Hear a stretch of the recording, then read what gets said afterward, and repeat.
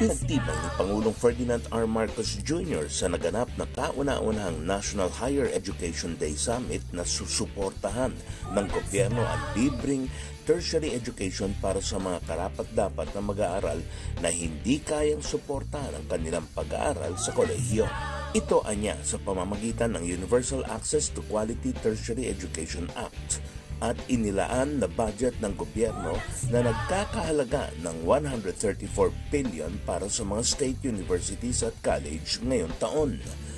Sa kanyang pahayag sa naganap na National Higher Education Day Summit 2024 sa PICC, sinabi ng Pangulo na kailangan mag-invest ng gobyerno sa edukasyon dahil kailangan ng bansa ng mga skilled workers.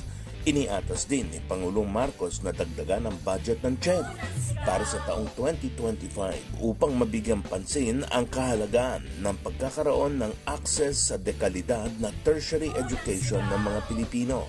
Dagdag pa niya, anumang gastusin sa edukasyon ay hindi dapat na ituring bilang expenditure kundi investment para sa mga Pilipino at sa buong bansa. Naniniwala rin anya siya na ang edukasyon ang pinakamahalagang serbisyo na dapat ibinibigay ng gobyerno sa mga mamamayan nito. Ako po si Philip P. Piccio para sa Balitang Unang Sigaw.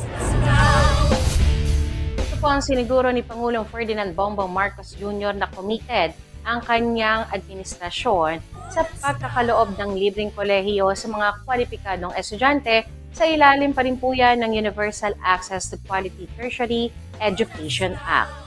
Isang magandang balita ito para sa mga mag-aaral dahil ito po ay makatutulong sa pag-alis ng pasanin sa mga gastusin ng pamilya at dapat po itong tingnan bilang isang pamumuhunan kaysa po sa gastusin.